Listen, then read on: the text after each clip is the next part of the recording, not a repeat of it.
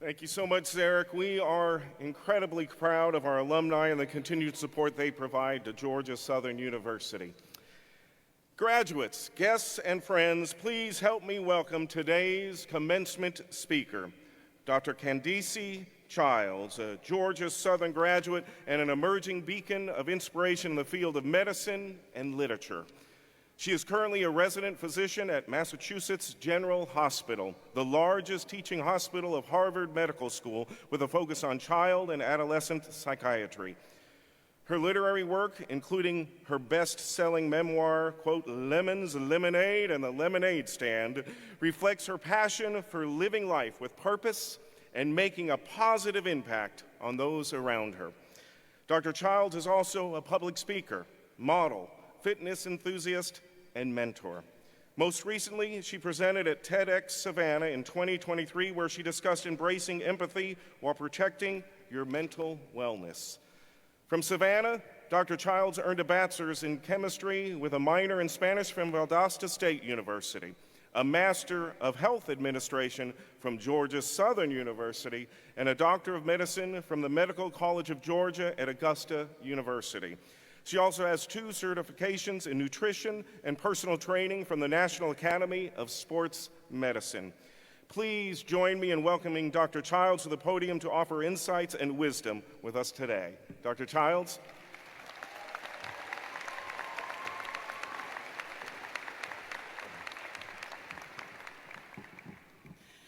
Georgia Southern University.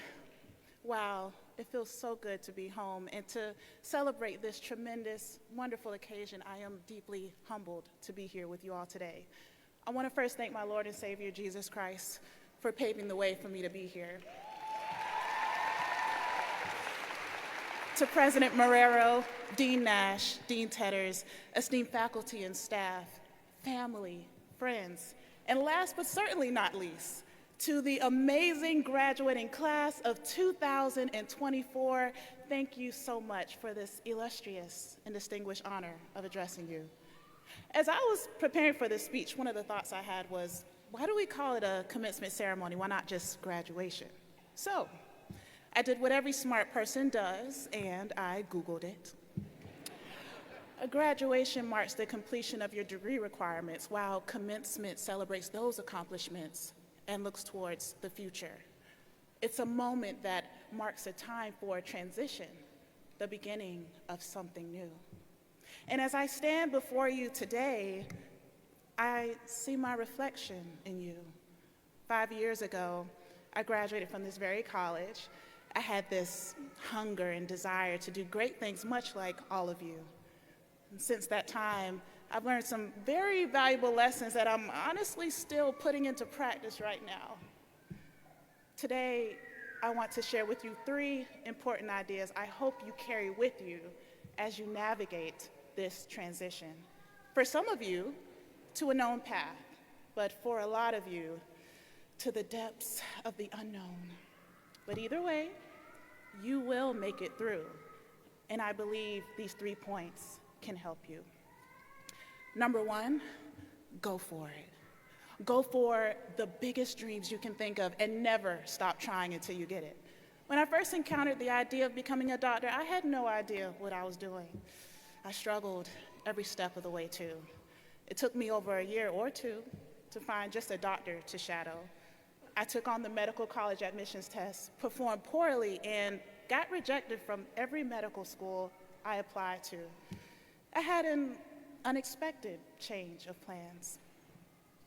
I encountered failure after failure until one day I finally got in. And as I look back on that time in my life where I felt the pain and discouragement that failure can often inflict on you, I realized that I'm just so glad that I continued to go for it and chose to have a growth mindset. In life, we will all experience failures, but failure is just a lack of success in that effort. You can always try again. And what I can honestly say is that failing to get into medical school the first time around was the biggest blessing I'd ever received. Why? Because essentially this immense personal growth allowed me to tap more into who I really was that I probably would have never unveiled if I'd gotten in the first time. That one failure led me to having stronger faith, networking opportunities, my MHA degree, a passion for writing leading to publishing my first book while in med school, a story to share in talks and speeches. The list just goes on and on. No matter what you aspire to do in life, go for it with everything you've got and grow from all of your experiences. Number 2, savor every season. Let me just be honest with you for a moment. It's hard to appreciate and enjoy the process, the seasons of training, learning, or waiting, especially when you have this deep desire to finally enjoy something you've been longing for. But let me just bargain with you for just a second on why you should have joy in the process. The funny thing about life is that it's literally all about the journey, and how you choose to see it will often determine how much you get out of it. There will be times of scarcity where you feel stuck or have challenges that you have to endure. But there will be times of abundance where you get a chance to enjoy the delights of your labors and enjoy remarkable occasions. I've come to learn that both times are needed as they help mold and shape you into who you are meant to be. We live in a fast-paced world where we often want results right now.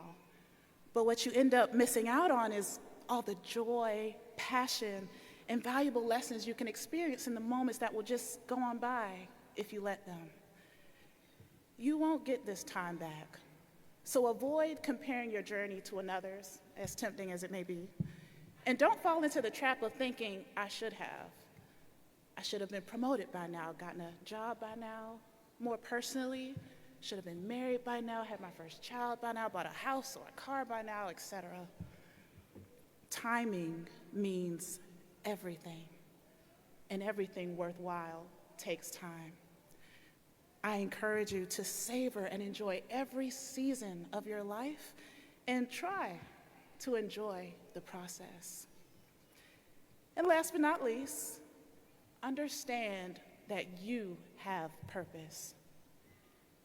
Every person in this room has purpose. There was a time where I didn't know what that was, and I remember praying and seeking out help from a career counselor back in undergrad. I sat down in his office and asked him to not help me find a job, but to help me find my purpose in life. You could imagine the look on his face, but he shared with me that I was the first student to ever do that. Over time, I've learned that purpose is rooted in knowing who you are and what you hope to accomplish in this life when it's all said and done. For the graduates of the College of Health Professions and Public Health, this tells me you have a special place in your heart to serve others and to help our communities flourish. That's a beautiful thing, and our society thanks you for that noble decision. But I want to encourage you to go beyond that. I want to encourage you to understand that knowing your purpose gives you a bigger meaning that transcends any job or role you take on. So that if you encounter difficulties, maybe you don't feel like going to work in the morning, feel imposter syndrome, wondering if you're good enough, question your own abilities, or even just be unsure in making a decision, you'll be reminded of the bigger picture that helps you get past those smaller moments. For me, my identity is rooted in Christ. And what I hope to do with my life is, as Oprah Winfrey said, to fulfill the highest, truest expression of myself as a human being, and to fulfill the promise the Creator dreamed when He dreamed of me. Purpose allows you to think about how you can add value to the lives of those around you. The greatest tools in your toolbox will be empathy, humility, listening, and patience. For me, as a novice resident doctor in training, the medical skills will come over time. But being human is what really makes a difference, not only for the patients I serve, but for who I work for and the team I work with. Once you find your purpose, operating in it with passion, and doors will open for you. Even right now, I'm still shocked that they asked me to be a commencement speaker, especially before the age of 30. But you know, we're here. No matter where you're at in life, no matter your age, when you operate in your purpose with passion, opportunities will come. So I encourage you today to think about your purpose, who you are, and what you want to do.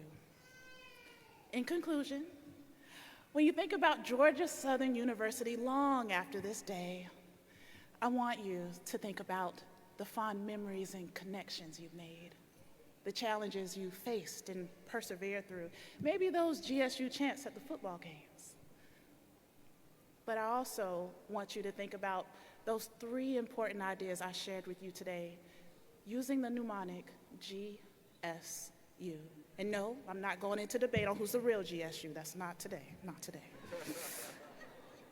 But go for it. Savor every season and understand that you have purpose. Your future is incredibly bright, and I am just so proud of each and every one of you. Congratulations to the graduates, and a happy early Mother's Day to all the phenomenal, beautiful mothers out there.